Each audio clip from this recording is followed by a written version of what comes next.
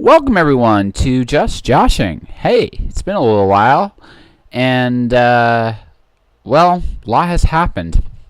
First off, this is the first episode in over a month, and well, my computer died, and I had a tablet and stuff, but you can't really do a podcast on a tablet. You need a computer. You need something with a lot of memory to it. So I was kind of stuck in limbo.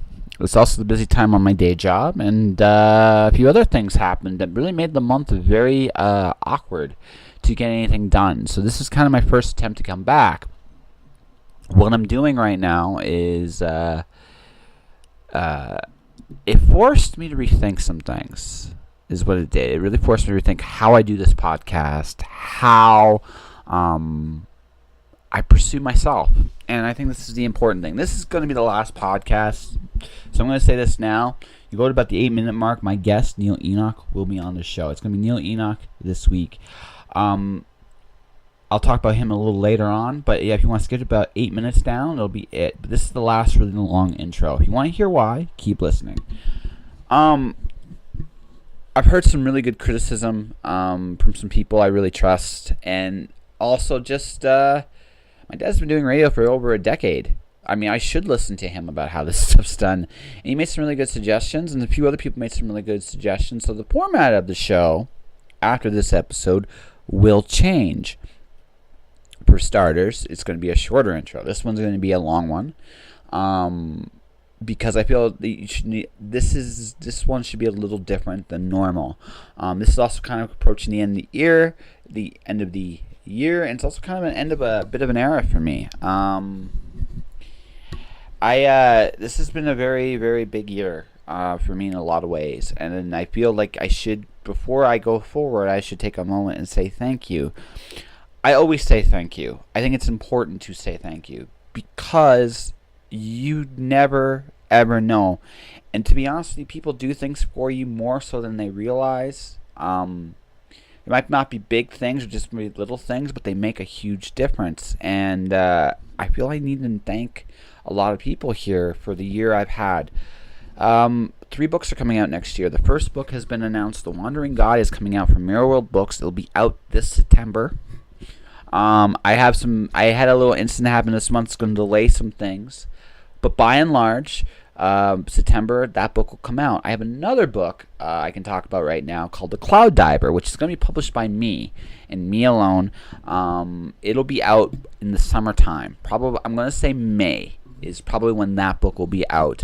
The illustrator is Lance Bond, and he's going to be on the show at some point this year. I'm going to make sure of it. He's a really one-of-a-kind talent. I've been really fortunate to work with him, and he's someone I need to thank. His wife, Allie, as well. So, Allison, Lance, if you're listening to this, thank you very much for everything you've done for me. But I need to go on. I need to list a lot of people here. So I have 3 books. I was a publicist this year. I don't know what my future holds there, to be honest with you. I still want to do it. I still am learning a lot, and it's been great, and I'm going to be doing definitely things on my own. But if people want me to represent them right away or not, I can kind of just stand the argument both ways. I still feel like I need to get better at it. I think I will. It's just it's going to take some more time. But that's a personal thing. And as a podcaster, like I already said, this show is going to go through some major improvements. So I need to thank a lot of people here. And that's the personal thing. I know what love is.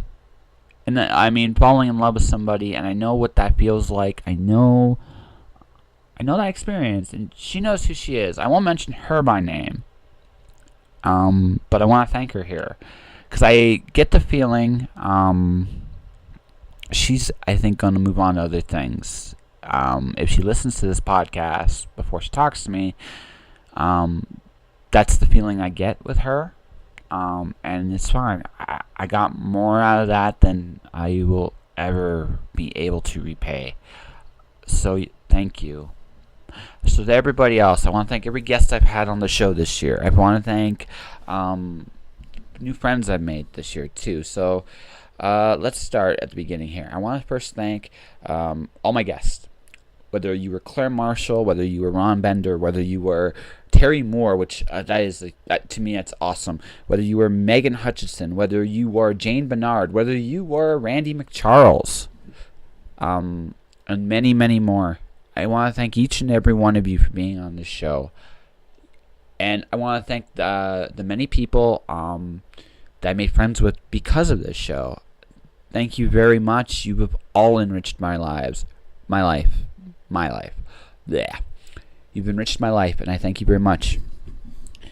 John Ryan Stewart for his constant encouragement. His other half, Miranda Tubman, for her start with Dorkable. That's a fun podcast. You should listen to it. Corey McConaughey for putting up with me for many, many years. My sister, Rachel Pantalresco. I am her biggest fan. But she's been there for me in ways I never would have imagined. My grandmother, because she's still, to this day, the toughest person I know. And it's one of the sweetest, too. Unbelievably lucky to have someone like that in my life. I want to thank personal people I've met this year. I want to thank Kaylee Cassidy. I want to thank James Julin. They don't get a lot of name mentioned with Lance and Allie, but in that category, they've gone out of their way to help me, and they've never had to. Bob Proctor for believing in me for a T-shirt idea that's going to be coming out real soon. Yeah, like I said, Aviva Bell Herald, thank you. James Smith, thank you. Andrew Lawrence, Christine Steenham, Joe Gallagher, thank you very, very much. I will get back to you guys as soon as I can. Gio Marco, man, I am so lucky to work with you. That's another project for another time, folks. I want to thank Pure Later, my day job. I don't talk about my day job very much, and you probably won't hear me talk about it too much ever really on these podcasts. That's a day job, but that's a day job that gives me the opportunity to do the things I need to do, and I'd be remiss if not to thank them. So I want to thank Gary W. Renshaw, the legendary man, one of the coolest new people I met this year. His wife Sandy, and I'm saying Sandy so she doesn't beat me. I want to thank my dad. My dad is my biggest fan, and I wouldn't have been. I still think I would have done things on my own. I don't know if I would have done as well without him. John Fleming, Colette Turner, John for being very trusting. I value his opinion. Colette because yeah, it's just a cool friend I've made, and someone I really wish success with. So I want to thank all of you. It's important before I go forward. I take that moment to thank each and every one of you because I wouldn't be who I am without all of you, and I've had a great year because of you. I forgot two people. The last two people I'm going to thank. Make that 4. Ron Bender. And Ella Beaumont. Thank you very much for your friendship, your counsel, and for inviting me to Write Club every Sunday. It's truly great, and I appreciate you guys more than you'll ever know. I want to thank Craig DeLuey and Chris Mars for giving me an opportunity I never would have imagined. And finally, there's one more. Like I said, I can find thank yous. Taya Van Diepen for hosting my show for my anniversary, but also for inspiring me. Taya right now is around the world kind of chasing her own dreams, and I'm really, really proud. She's going to be able to get the next guest, next episode with the new format. But I just wanted to say here, thank you very, very much for everything. I left a lot of you out, and it's not fair, but there's just so many. So from me to you, thank you very much for 2016 and 2017. No matter what's thrown in front of me, will be even better. And everyone, just stay tuned. It's gonna be a hell of a ride. All right, there's no commercial today. I'm still working on the new ones. But I'm going to go right into my guest. Neil Enoch is an inventor, tinkerer, all-around dreamer. and he's one of my favorite people I met this year too. And I got to talk to him at his movie studio, and I think you guys will dig this conversation. So without further ado, here's Neil. Honestly, dude, you're letting me come into your studio doing a podcast. That's anything I should be thanking you. So. No worries. So tell me about your podcast. What's that? Well, it's called Just Joshing. It's a literary podcast primarily. I ended up another accent, but I interviewed Rob Sawyer about a little over a year ago, okay. And he mentioned like I've been doing interviews for about 12 years. Yeah. And he was like, "Yeah, your podcast," and this is when I just had my phone. I'm like, "Wait, I can just record audio." Mm-hmm. So I got myself Audacity. I played with it a little bit, and I said, "Yeah, I can do this." And finding people to interview has been actually really easy, and it's been fun. And my whole idea is everybody here. It's about promoting them, who they are, because that's the best marketing today. It's not about. Don't get me wrong. Everybody has to be themselves, and like in your case, I feel with you that like you want to be. It wants to be a movie, so like there should be like an epic kind of. It does want to be a movie. Yeah, it does want to be a movie. They all want to be a movie. Yeah, exactly. It's okay, but that's the feeling I get with you. So when you do your launch, that's you. That's genuinely you up there doing your thing. And the whole point of a podcast is I want to introduce people to some of the people I know. Mm-hmm. That do incredible things in their own right, and and encourage people to buy. Like Susie is the current guest on the show. Yeah. So we talked to her. Very sharp woman. That is a very sharp woman, and she plays it sometimes that she's not. But that's nothing could be further from the truth. Yeah, I get that. I get that impression from her. She's a very cool lady. I like her a lot. No, she's very. I'm finishing her book right now. It's actually really good. And then, so that was. But again, but I also talk to other people too. I've talked to Terry Moore. If you like Hollywood stuff, he's amazing. He grew up in the Hollywood culture. So we ended up talking about that. We ended up talking about the Beatles, and we just talk. It's a casual conversation with everybody because. Cool. Yeah, that's pretty much it. So, first thing I would want to ask is. That's your watch. It's kind of my watch. It's my phone. Yeah. It's I have two phones. Yeah. And I don't use this one all the time because it's also a prop for that TV show. Okay. This is the controller for not that time machine, but the time machine from the future, which is the coat that's hanging up over there. Nice. Yeah. So this is the controller in case it gets found. It looks like an iPhone. But he wears it on his wrist. That's actually really clever. No, it just that was like the first time I met you. I was like, I wanted to ask you about that. I don't know. I was like, it's a cool prop. I want to know what that is. It's called the wrist rack, and it is something we hope to sell soon. Yes. We'll be starting on Kickstarter. Nice. Just because, frankly, with all of the filming I'm filming and the books I'm publishing and all the other junk I'm doing, I don't have the resources to go make a bunch of these and hope they sell. Yeah, so I figure if we will get the plan together, we get the production in place, and then we'll put them out there. And if they sell on Kickstarter, then we know it worked. Yes. Well, I just asked this. You talk about film. You talk, the cribbage boards. By the way, ladies and gentlemen, you guys see those cribbage boards. They're amazing. Cribscapes.com. Yes. Done. We'll promote all that at the end of the podcast. Okay, well, I got a plan for that. Don't worry. All right.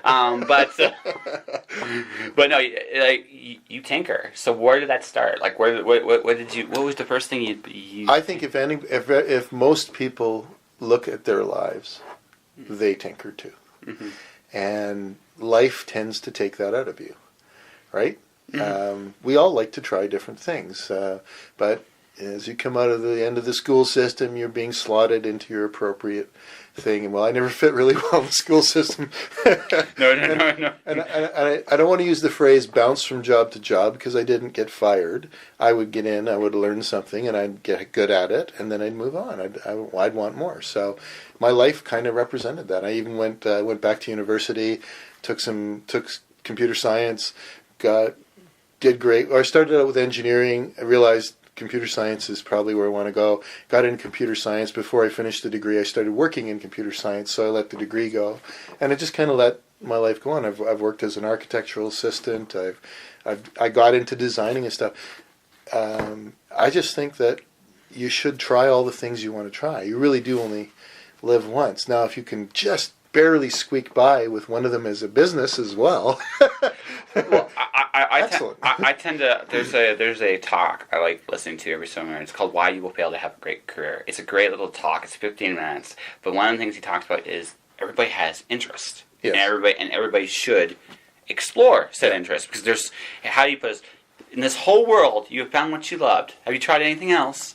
Right? And they're like, well, no. Right? Yeah, that's the response usually. It's like, no, you try your interest, and then when you find what you're passionate about, that's your love, and that's what you go for. Or you have several directions. Oh. I look at it as, I actually came up with this analogy just a couple of days ago. It's kind of like farming. Mm-hmm. If you plant all one crop, well, if that crop fails, you're history. But if you put some of your eggs over here, you plant some seeds over here, you plant some seeds over there, you plant some seeds over there in different areas, generally speaking, something will come up and pay the bills. I mean, they're all work, and yeah, it's a ton of work, but generally you'll find something. And the other thing is, by trying new crops, of ideas and things within yourself, you actually learn more about yourself. And as you already know, each one that you learn makes you better at the other ones as well. Absolutely. So they all build on each other. Well, it's weird, because the older I get, the biggest thing I've learned is that, this sounds like really, really dumb, but every job's essentially the same. And right, it's not really the hows are different on every job, but the idea of how to actually, I'm using how twice, it seems terrible for some reason, but that's okay. But the idea of how you pursue a job doesn't change no matter what it is. That's right. It's about learning your trade. It's about practice until you get to the point where you're competent, and if you're lucky, good, right? And then making a living at it. Yeah. At the end of the day, and doing a good job for yourself or someone else. Yeah. Absolutely. Yeah. That's pretty much how I've again, this podcast is a result of me just wanting to write. Yeah. I mean, that I never expected to go this way. I'm sure. Well, writing was the furthest thing from my mind. Even 4 years ago, if you just actually, in terms of books, 2 years ago, I would have said, yeah, it's something I want to do one day. Well, now I've got 2 books out. And congratulations, by the way. Thank you.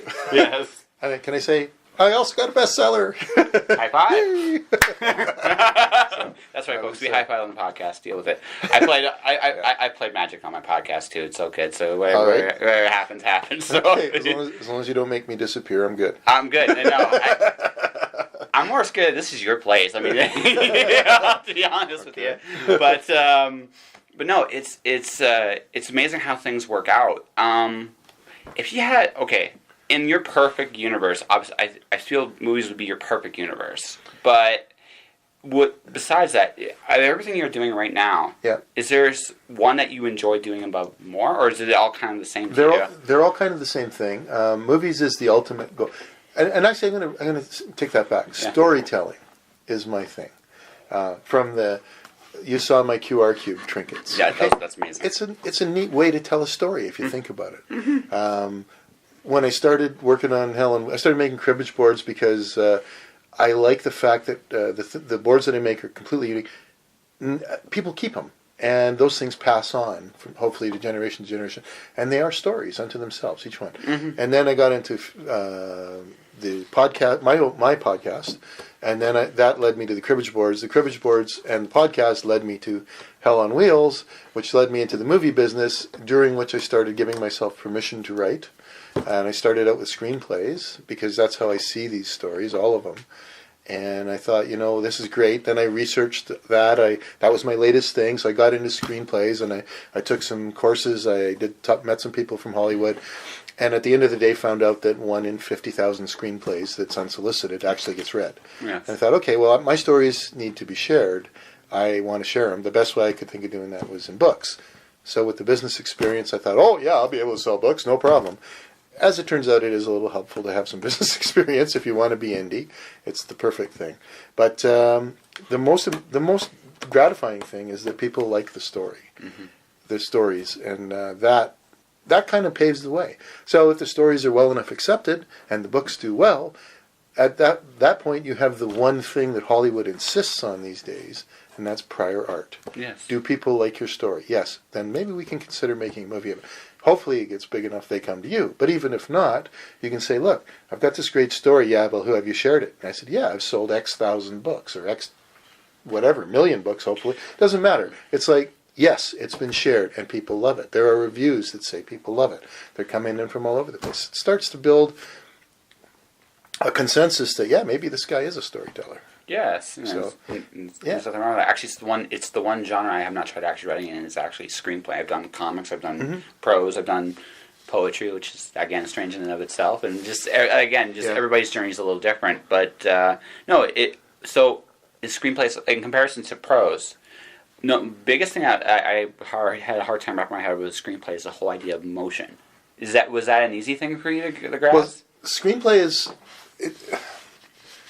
is an interesting beast compared to a novel. And I actually did a talk on When Words Collide about this, right? Screenplay to script to prose and back again, because really that's my journey that I'm on, hopefully. But in a screenplay, you don't dare describe your characters. A quick line, that's it, because the actor is going to be that character. And if you describe a beautiful redhead with long curly hair, well, that might not be who's going to play the part, so you've just wasted the script reader's time, the producer's time, and everyone else's time. If you can say in a couple sentences, feisty young lady, and if you can in those short few words describe the type of character you want, you don't need to describe what they look like because the actor's going to fill that.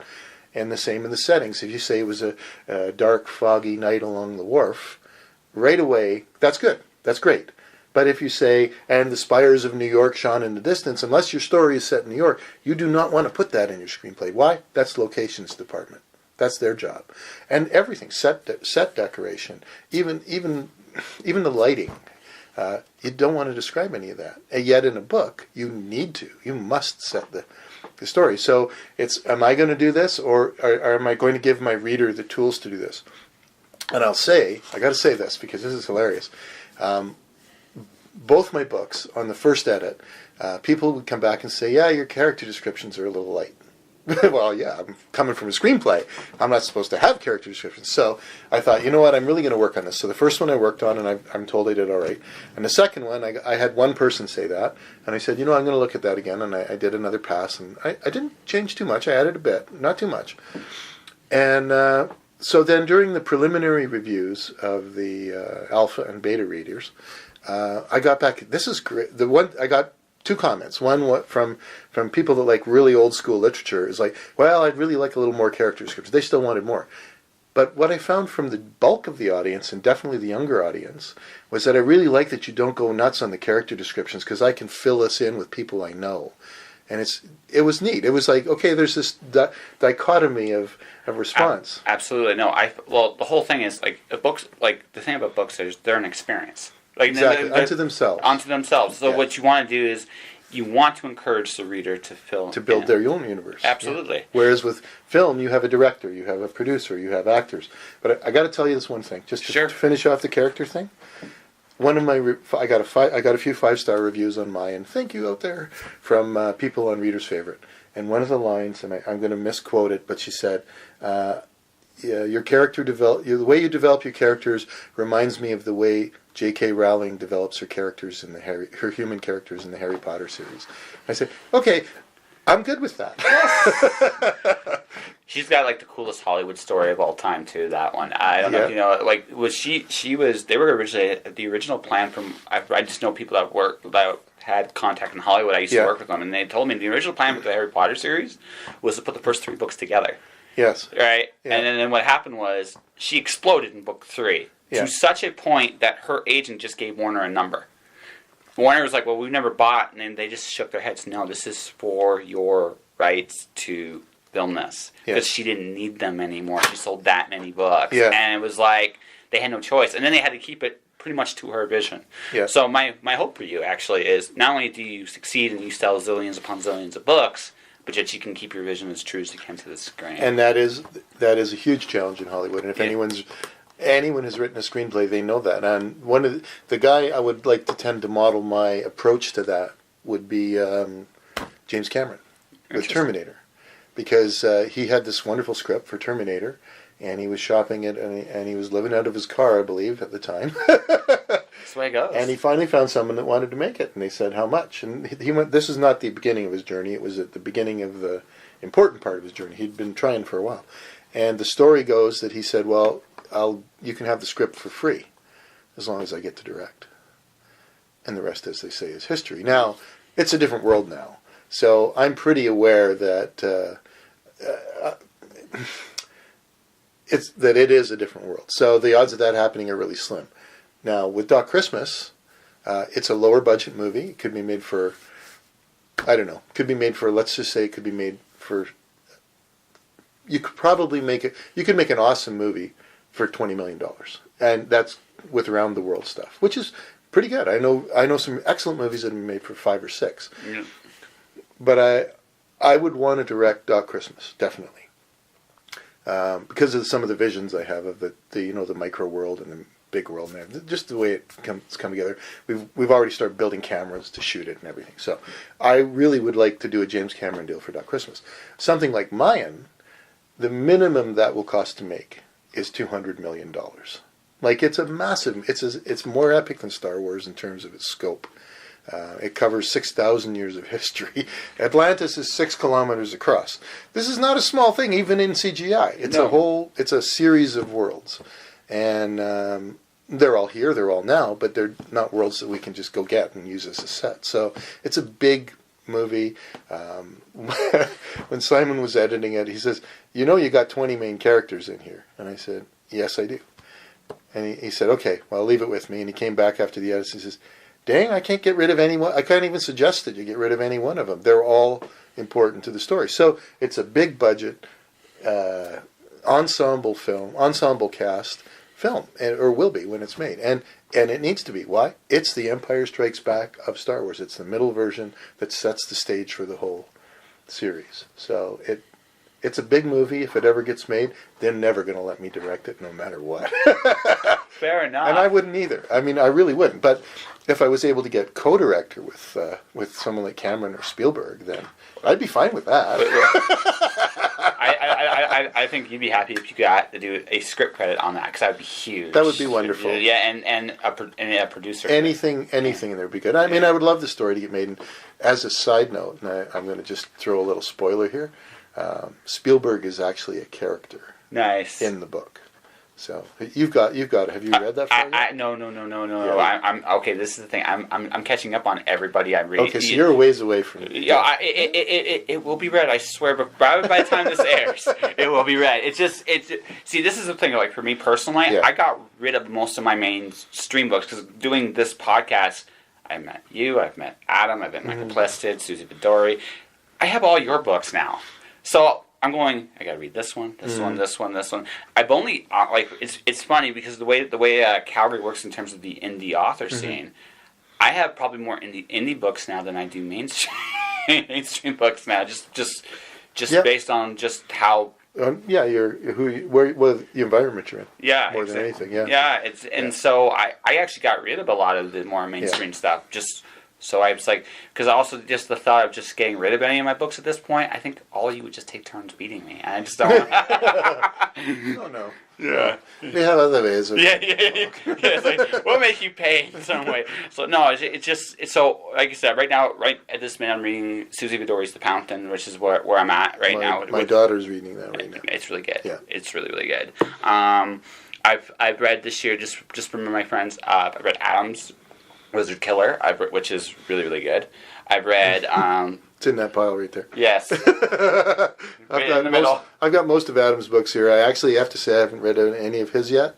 I've read one of Simon's, and Simon's is good. Simon, actually, I'll tell you a funny Simon Rose story. He changed how I did interviews. Okay. Because what happened was I started talking with him. I had this I used to do a lot more question and answers. Mm-hmm. You talk to Simon for 5 minutes, and you just realize that there's really no point.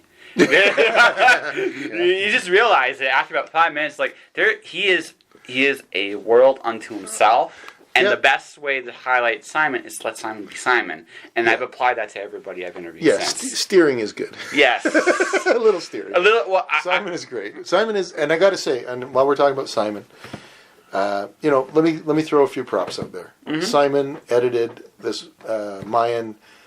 He did a great job in Duck Christmas. He did a stellar job on Mayan. Stellar. I'm very happy to call him the editor. He got. It wasn't that anything was horrid. It was that he just smoothed it so lovely, and it went really well. And also, you mentioned Adam too. Adam Dreesen, the pile of books on the corner of my desk. Another wonderful marketer. Mm-hmm. And very much a businessman and an author, as I am trying to be. And I'm happy to be around people like that because you know what? It's a lovely thing to make a great book. It's even lovelier if you can get it out there and sell it. And to do that, you got to be an impeccable marketer and a businessman. Or business person for the ladies out there. Yes, business person. Well, no, but that's the thing. It's the nature of the beast now with the way publishing has gone. It's like how the internet age has divided everything. And instead of having these big infrastructures to publish and Right. these machines, they're breaking down now, right? And so everybody's kind of has to go their own way. And like I said, for me, this is one of the reasons also that I dealt with do the podcast is because it's a good lesson in marketing. How again, I try to bring people who they are out, Right? Because that is the best marketing today. It is, yeah. Because people, you tend to market not you but your brand. Yeah. And you are your brand. So, and some people aren't their brand. No, and actually, it's horrible. It comes through. Yes, it's horrible when you Yes. realize this. It's like, and you're not this person. Oh God. Yeah, this shows up very much in the film business. Yes. Where people who are not who you might think they are. Actually, no. I know. It's like the film business for me is if it comes to me, I'll it's just I look at that and it's just like that. I'm a pretty straightforward guy. Mm-hmm. I think I'd want to throttle somebody. And I got to say the gang I hang with in the film community in Calgary. Yeah. Again, stellar people. I know a few of them too. One of my favorites is a guy named like Joseph Kondik. He's a really cool dude. Mm-hmm. Ben Hayden's a very amazing director in his own right. I got to work with a couple small little films with them. Mm-hmm. There's the local scene here is actually really, really It's cool. pretty good. Yeah. It's pretty good, and the people in it are wonderful. It's been a good curve. I mean, most of my stories came to life sitting around as a background actor on film sets because you got nothing but time on your hands. Yep. So, No, it's fair. I gotta ask this since we talk about films so much. What Yeah. are your favorite movies? Because I should ask this question because this is. I mean, big who you are, right? You want to get into movies. So what inspires you? I'm the wrong person to ask because I love everything. I like the original Star Wars. Armageddon to me is a classic film. It's crazy, fun. but it's bang bang bang right at a minute, but with absolutely honest to goodness real life characters in an impossible situation. You don't think I was talking to someone about this morning. You can't come out of it without a tear. I'd say, and any movie that does it. But then I like, the Justice League, or what was that? What, not the Justice League. Suicide Squad? No, well, Suicide Squad is its own kind of film, as is. Oh, come on, the one that was just before that. Oh, Civil War? Civil War was Civil War. No. You know the one I mean. It's the guy in the red suit. Why can't I remember? Deadpool is brilliant as a film. Actually, it is amazing. Simple story. Yeah. Over the top. Way over the top. Yeah. Not something you're going to see a lot of. No. Because anything else done will be copying that. It stands alone. It's its own. But I'm also the kind of guy that I will sit and watch a nice Christmas movie because I'm good with that. Yeah. So I really do like everything. I mean, there's the classics, Groundhog Day and stuff like that, which I've heard. God help us to find a remake. I wish Hollywood would quit remaking movies for the sake of money.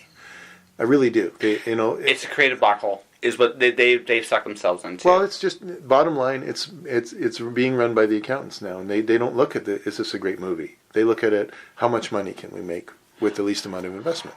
Well, like I said, it's funny. For my anniversary, I was on the podcast. We were talking about the whole remakes. Like, I think one of the worst examples of a remake. Personally, I love the original Karate Kid.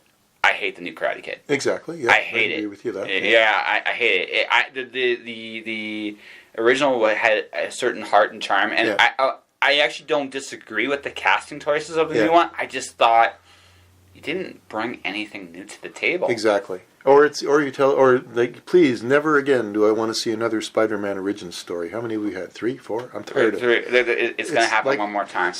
Yeah, I know. Well, no, but see, here's the thing. Spider-Man Marvel just got them back. Yeah. So instead of Fox just running through the gamut, like the one that hurts me the most is I'm a big Fantastic Four fan. Oh, so yeah, the remake. Did you like it or? I couldn't see it. I couldn't see it. I almost liked it. There was. They should steal from Challengers of the Unknown. That's what they should do. Yeah. I don't know if you know what. I don't know. Challengers of the Unknowns was the before Fantastic Four for DC Comics. Yeah. Cool thing about that is you got the super family dealing with super problems that need to be solved. Yeah. Don't tell their origin story. Screw that. Just have them deal with something large and over the top and fun. Yeah. Fantastic Four is supposed to be fun, except it's not fun when you watch it. Well, and then there's the the dark trend. I hate that. I really do. It's like, okay, yeah, it's another dark movie. Yippee! And they're. I'm sorry, they take on this similarity that's like I'm not a zombie film fan. Just don't have any time for them, and I just see a zombie film and okay, wake me up when it's over. One exception: you gotta watch Zombieland. Okay, you'll have to tell me why. You can tell me why later. It's not. It's actually a lighthearted zombie film. Okay. It's actually really good. I actually saw one that I liked, and I don't even remember the name of it, where the zombie actually came human again at the end of it. Yeah. And it was actually kind of a cool film, because it was an un-zombie film. Un-zombie film. Yeah, but the one I like is Zombieland, because it's funny. It's a really hilarious romp. I'll have to check it out. Yeah, so, but... okay, let me ask you one. Ant-Man. Did you see it? Yes. I liked it. Here's the problem, I think. Marvel's their movies all feel the same, with the exception of a handful. Yeah. The original Thor, the first two Captain Americas, and Guardians of the Galaxy feel very different. I can't say the same thing about Captain America, Iron Man, Avengers. No. I can't. What the Marvel Disney brand, what they've done, and they have to get out of this trap, is all their movies feel the same. Yes. That's the problem. It's not that the movies are bad. Like Civil War was not a bad movie. No, it's just it's been done, and that's the problem. The only thing I liked about the only thing it was a great movie. There's nothing wrong with it. It was just the same. But the only thing that was different was Ant-Man. And what they did with him, he was only in there a little teeny bit, and it was wonderful. I liked him. I liked Spider-Man. The Spider-Man actor was the really new good. Spider-Man was really good. Black Panther. That could be a good epic if they let that character go. He's a guy who's a dark character, but not in a dark world. That's why I liked him. He was this guy. He's got this larger-than-life presence. He's got charisma. There's a lot of weight. He's a king. Yeah.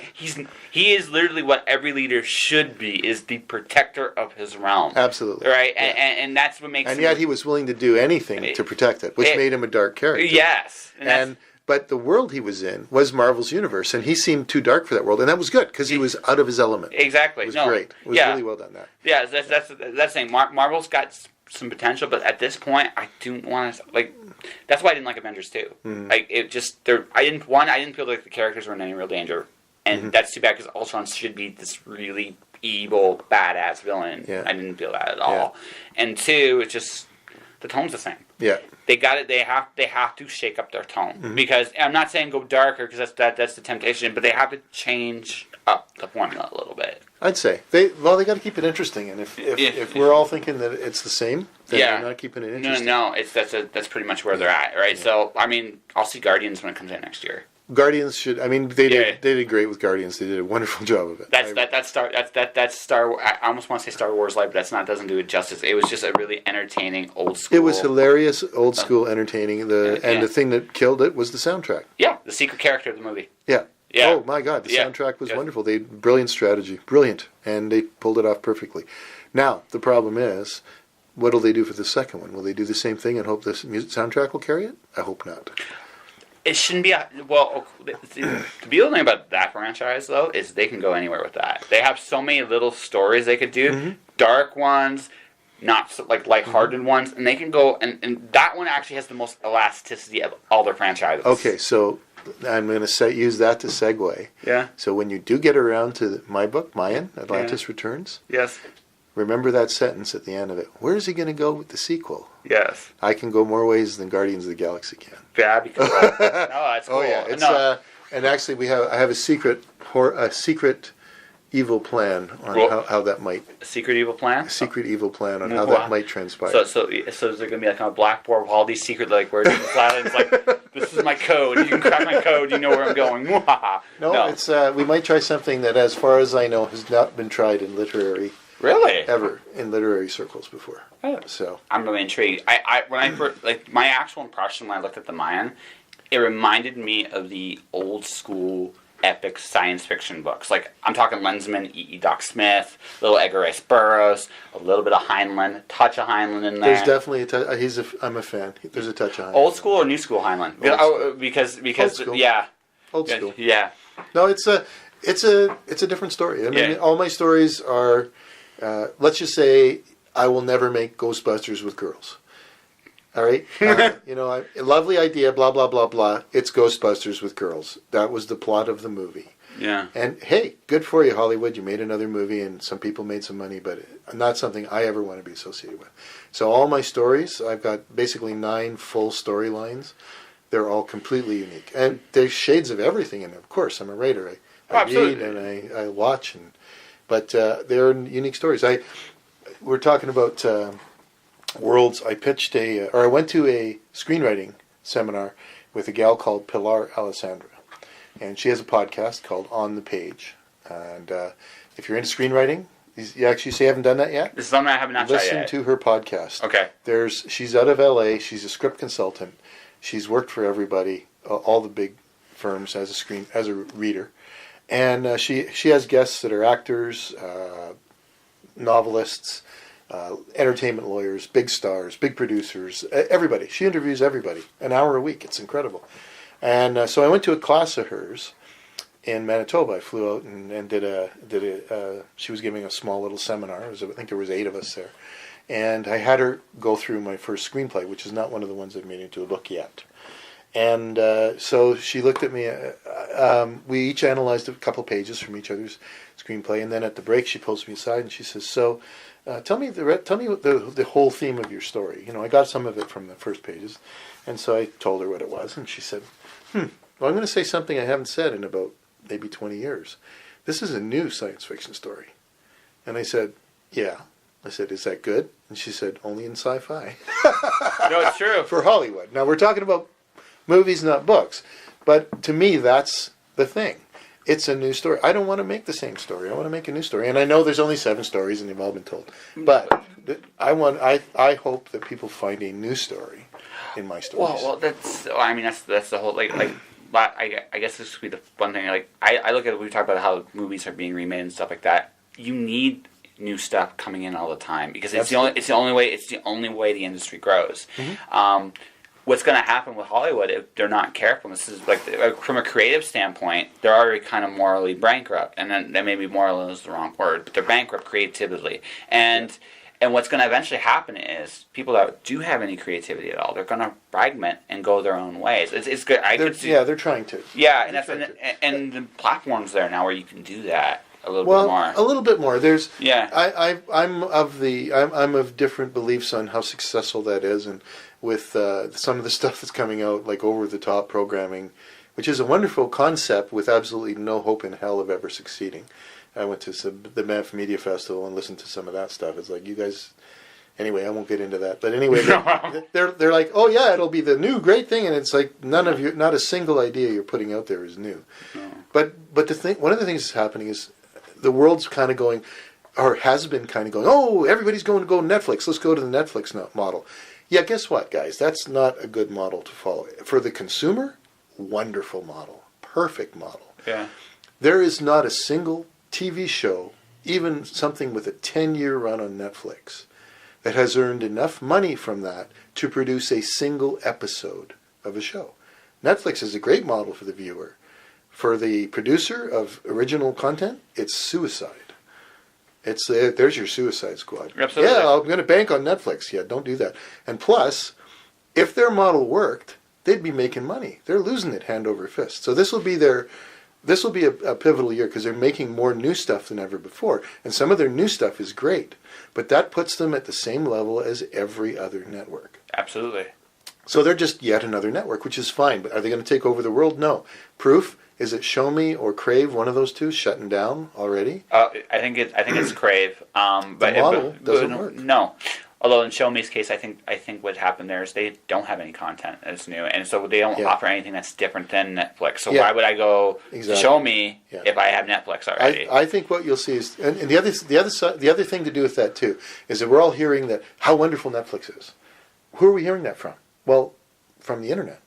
Well, who's the master of the internet and digital distribution? That would be Netflix. Where do you think this stuff's coming from?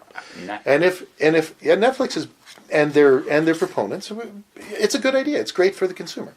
But if you look at the amount of production going on in terms of television and movie production, it's barely slowed. Yeah. If anything, it's off 5%. Yeah. Well, no. Well, there's 58 shows shooting in Vancouver, 39 in Toronto. Absolutely. No, and that's production's up. Production because content, like we're in an age now where content now is in constant demand. It hasn't shrunk. It's grown. The problem now is its distribution and how to fit it into the day-to-day lives of people. It's only a problem if you want to change from a standard distribution model to a new distribution model. If you change to the new distribution model, like if you go, it takes a certain amount of $1 million to make a reasonable show in terms of TV, or movies more, but in terms of TV, it takes a good Heartland's, I'm going to guess, 600 to 800,000 an episode. Hell on Wheels is 2.5 million an episode. This is a lot of money. You can't do that and put it on Netflix and not earn back enough money in seasons after seasons to make a single more episode. It's not sane. No, it's too. Oh no, it's called going bankrupt within a season. Exactly. Yeah. So that model is destined for failure. So the cable companies have to find new content. They have to find shows like Orange is the New Black and Game of Thrones, Stranger Things, things like that. All these wonderful shows, and then they have to find a way to pay for making them and pay for distributing them. Because you know what? As much as we all hate commercials, they pay for the shows to be made, and that's why we want. We want good shows. So guess what, people? $8 a month ain't going to cut it. You got to pay for your shows. Absolutely. Absolutely. All right, we should end on a note with you here somewhere. Okay. So, what's coming up next for you? At this point, is it going to be the sequel to the Mayan? At this point, or you got something else in mind? It could be the sequel to the Mayan, which as I mentioned, there's some magical stuff happening with that. That's right. Mystical stuff, not magical. Top secret plans. Top secret plans, which may or may not, I admit, may or may not happen. People should talk me out of it, probably. Probably not happening. There could be a sequel to Doc Christmas, but there is a sequel to Doc Christmas. There's also a prequel to Doc Christmas as well. But neither of those will happen in the next year because I want to get my distribution a little further into the world before I do that. I have been tapped to write the literary version of the Vizard Show.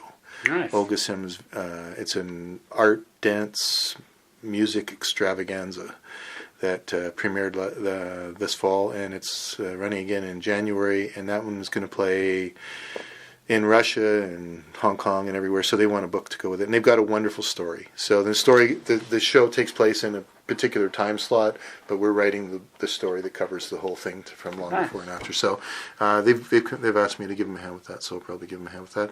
And in terms of film, I have just gotten, last week I got the news that I was looking around for a liquor store to rob for a long time, or not a liquor store, a convenience store. I couldn't find one. And then someone said, well, why don't you rob a liquor store? And I thought about it. I thought, oh my God, that's even better. So we actually got permission to, fake rob, of course, a liquor store. So we're now going to go into shooting. That show's called The Service. Okay. It's not a book at all. It's a 10-minute short that should make you want to watch a series if I do my job well. And it's a cross between the A-Team and The Game with Michael Douglas. Nice. So it's got it's got a lot going on in 10 to 12 minutes. So hopefully we can pull that off in a way that's of the caliber that people might expect. That's cool. All right, so now let's get to the wonderful series of promotions. So everything you do.